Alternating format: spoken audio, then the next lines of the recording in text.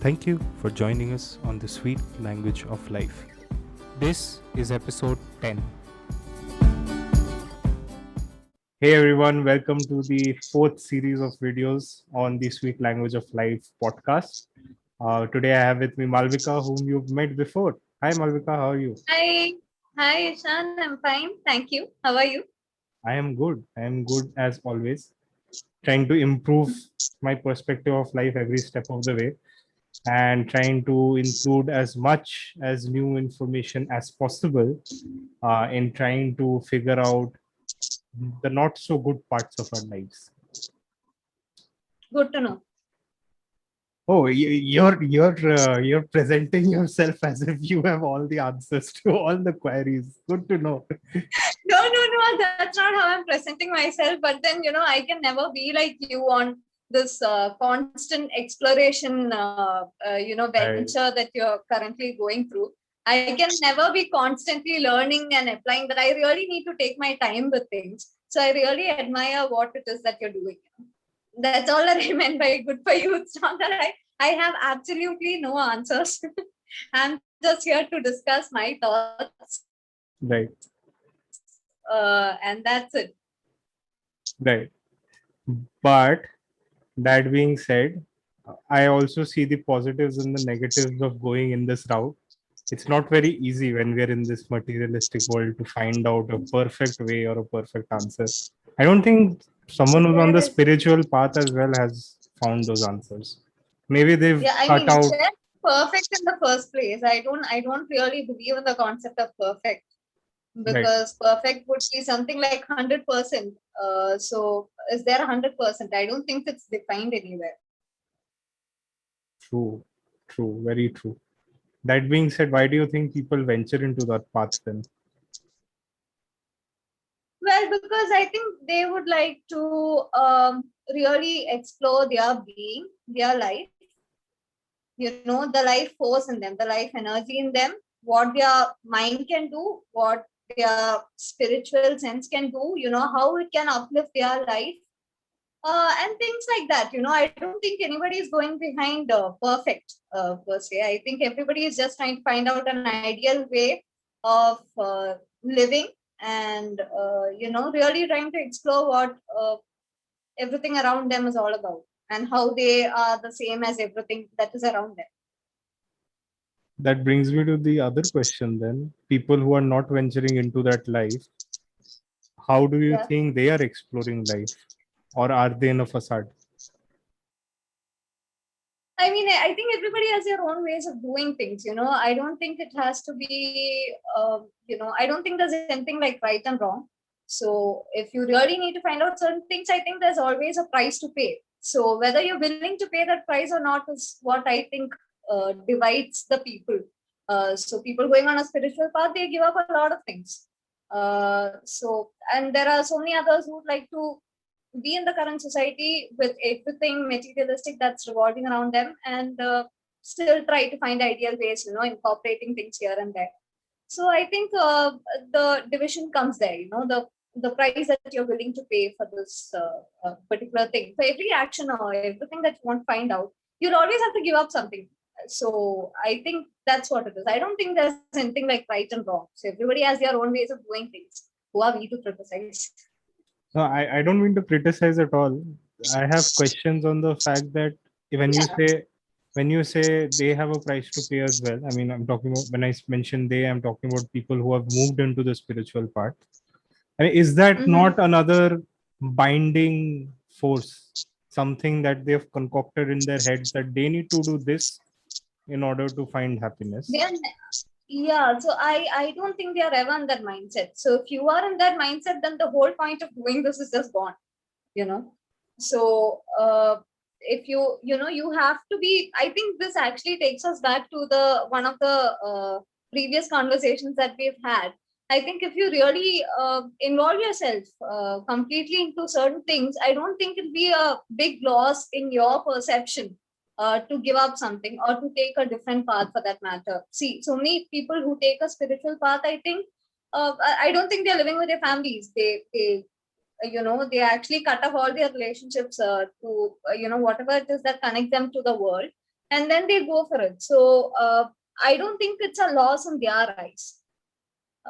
Because whatever it is that they want to see is something which they think would enhance their living anyway. So I don't think it's a loss in their eyes. For people like us who is not really involved in something like this, I think it would be a loss in our eyes, because we are not equally, what do you say, involving ourselves in everything around us. I see what you're saying. Right. And that Yeah. brings me to another video that I had seen a few days back. I don't exactly remember the name of the philosopher I was watching the video of, but he mentioned one thing, that in life, people are not actually looking for happiness. They're looking for constant intellectual, I don't know, like an intellectual exercise. And his rationale was, we are not the most happiest when we are, just sitting and chilling. We are the most happiest when we are doing something, when we are engrossed in an activity completely, like playing music. If you play music for hours and hours, you can do that without even thinking of something else, writing, painting, doing anything of that sort. But when do you think people stop enjoying that?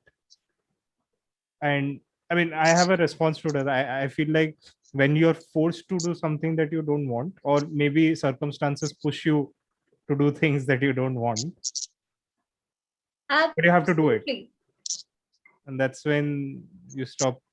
Right. Yeah, What do you think? precisely.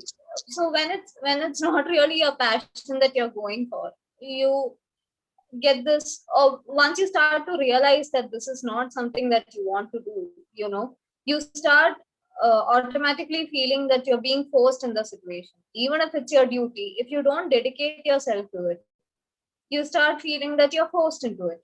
And the more you realize that you're being forced into it, the more difficult it is for you to keep doing it. You become a lot more aware of the time. So suppose you're doing something which you really like, which you really like, so you probably wouldn't notice time passing. You just say, like, when I'm out with my friends, or when I dance, I like to dance. So when I dance, I just feel that the time flies.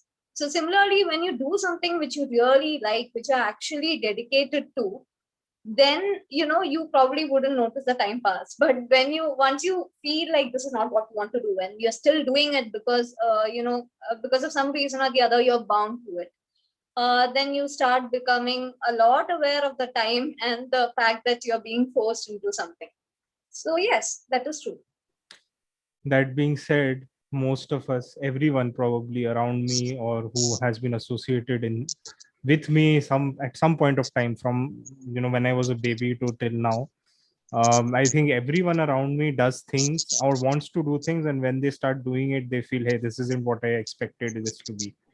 There's something completely different, and we feel, hey, why are we doing this at the same time? So the question to you is, why do we do these things? Like, why do we want to do something and then we either get bored of doing it, or we realize, hey, it's much more different than it's much different than what I had earlier thought of it to be, and I don't want to do it anymore. And this keeps on happening your whole life with every decision. I'm not sure about other people, but certainly for me, I think this is my goal. Okay, I've reached this goal. I am feel like, hey, this goal isn't good enough. Right? What do you think about that? So imagine a kid. Okay, so let's take the example of a kid who has not had anybody to warn him about hazardous stuff, things that can hurt you, knife, fire, whatever. All right. So if the child sees fire, I think he would automatically, go try going near the fire to feel its warmth, or the fire can attract you. So he might try going close to it. He might even try touching it, and he might get burnt. Okay, so I think similarly, that is how we learn in our experiences too. I think nothing beats experience.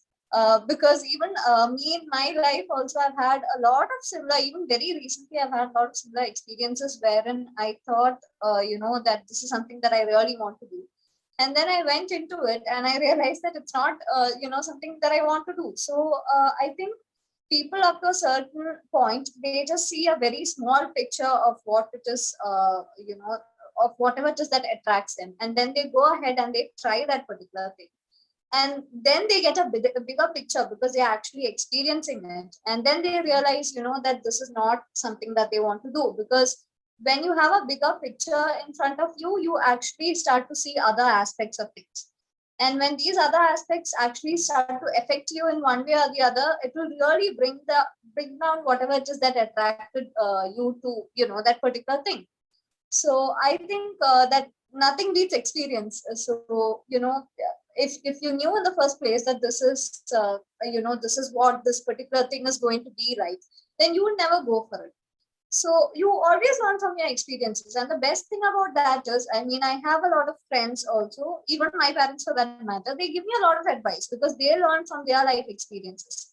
I personally, I do not think it is wrong. There are so many people who directly go by the advice without thinking twice, they just go for it. And I do not think it is wrong because it will definitely benefit them. I personally am an individual who likes to learn things the hard way. So, I mean, I would definitely take their points into consideration. It's not that I wouldn't. But if it is still something that I want to experience, I would definitely prefer learning from a mistake, because I know that in future, it does not have to be the same situation, but it can be a combination, involving this particular situation, a combination of events happening.